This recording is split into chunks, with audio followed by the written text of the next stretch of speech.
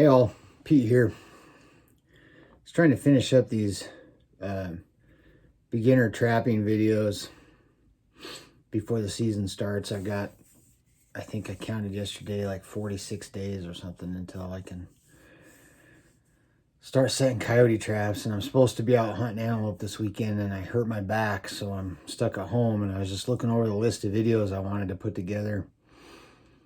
And I've got a few left that I can do that I don't have to be out in the field to do. So I'm trying to get those done. So for my subscribers, if you feel like you've just been hit with this onslaught of new videos, this is why I'm trying to get these all wrapped up before the trapping season starts. So like I said, my goal in doing these videos was to do stuff that helps new trappers. And so I want to do 2 videos on safety. I'm not a proponent of Moms of America where I think everything's dangerous, but I do know some things about being safe out in the field, and I've mainly known from times I wasn't safe out in the field. So I'll talk a little bit about water safety today when you're water trapping. A couple things to think about, just things to be aware of. The first thing, I guess, is always temperature. You are at risk for hypothermia when you're in the water, or anytime you're outdoors in the winter during these trapping seasons.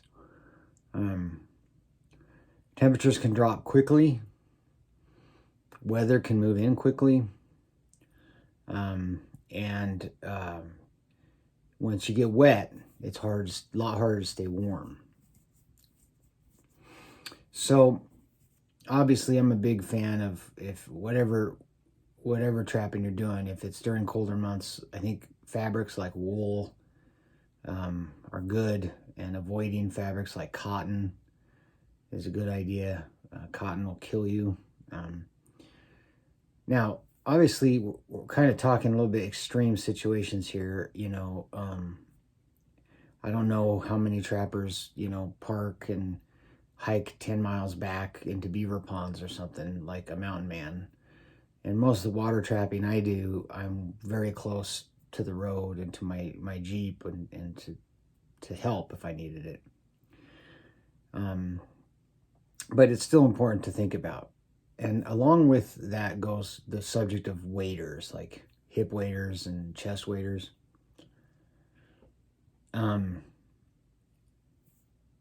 Okay, waders.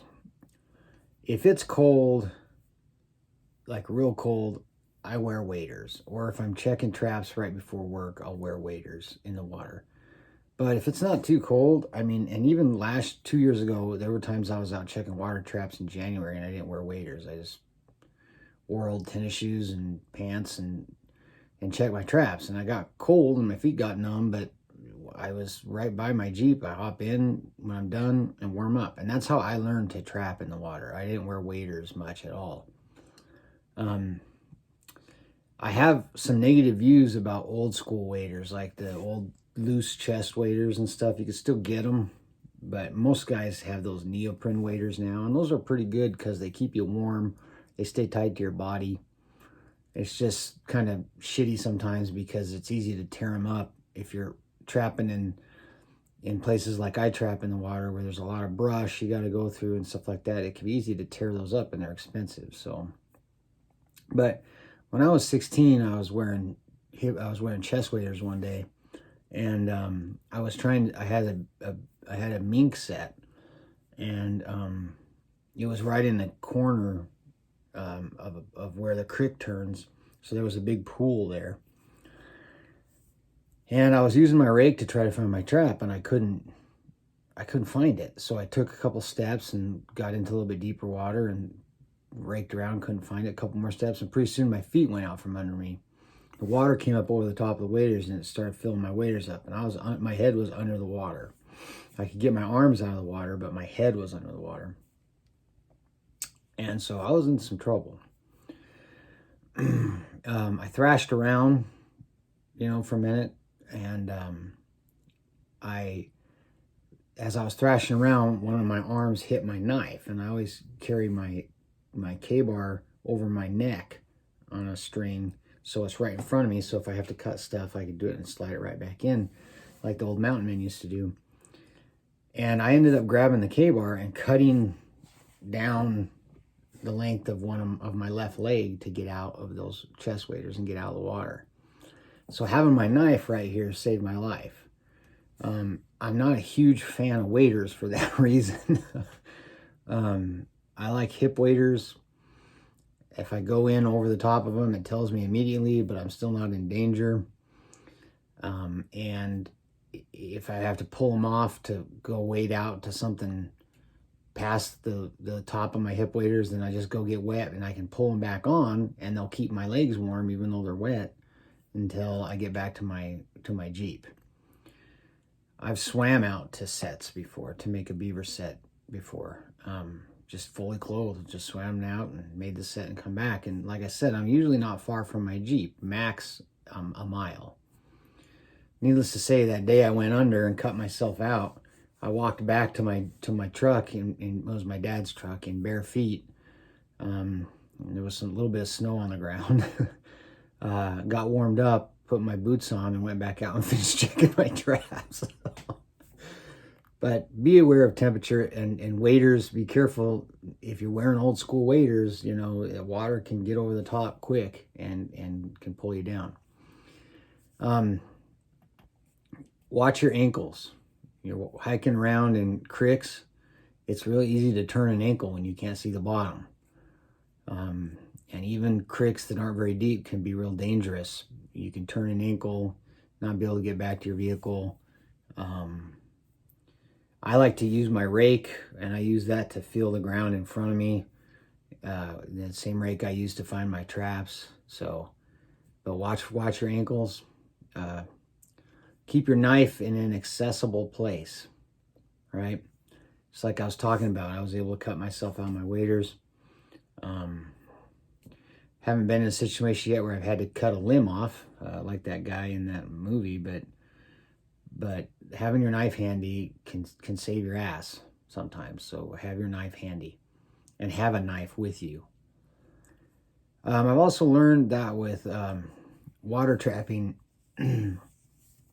it's good to have my trap pliers handy, either on my belt or just easily accessible, because there have been a few times where I don't do a lot of slide sets, but there's been a few times where I've actually done a slide set and managed to somehow catch my hand in the trap, and then the drowner lock's going down and I can't get out of the trap because it's on a slide wire. I'm standing chest deep in water, and so I could have got out eventually, but with those double longs that I use, I need both hands or my feet to get it off me. So I had to grab my pliers and cut the drowning cable and then crawl out of the water and get the trap off my hand and then redo everything. So having your trapper pliers handy and your knife handy is a good idea. It's a good idea to let people know where you are. So my wife knows where I trap when I'm water trapping, and if I don't show up or check back in, she doesn't worry too much. But if it got to be, midnight or something, I still wasn't back from checking a short muskrat line, there's a problem, and she'd know where to find me. So that's important. And then finally, they make those little emergency blankets that kind of look like tinfoil, so I have one of those. I always have one of those. I have it in every fanny pack and backpack and whatever that I have that I use for hunting or trapping or anything. I always have one of those. You never know when you might need to get warmed up. So I carry one of those with me. I guess the last thing I'd say is just with water trapping safety would be, it's a small thing, but gloves. you don't need gloves when you water trap, and I don't generally, I don't buy those big gauntlet gloves or anything because I just don't care. But your hands can get torn up really easy. So I tend to wear leather gloves for when I'm wiring my traps up or going through brush and stuff like that. But then I'll take them off at the set so that I can, manipulate things and stuff like that. Then they go back on, because I notice when I don't wear gloves on any trap line, my hands just get shredded. I get cuts and I got scars all over my hands, and so it's a small thing, but last year I cut right through the webbing on this hand, and I think I had to have 15 stitches. I don't know if leather glove would have saved me, but it would have probably helped me a little. It was an accident, but gloves are a big deal, because even small cuts and stuff small injuries on your hand can make things real uncomfortable. They get infected easier. So wearing some gloves to protect your hands on the trap line is good as well. So water trapping safety, there you go. If you pay attention to water depth, be careful where you step. If you're going to wear waders, really be careful with water depth. Be aware of hypothermia. Avoid fabrics like cotton and canvas, and stick with things like Gore-Tex and wool and things that will insulate even if they're wet. Have your knife and your cutters accessible. Make sure people know where you are, and have one of those little e-blankets on hand just in case. You got to get warm. So till next time, I'm Pete. Remember, God is great. Guns are good. Freedom is precious. See you next time.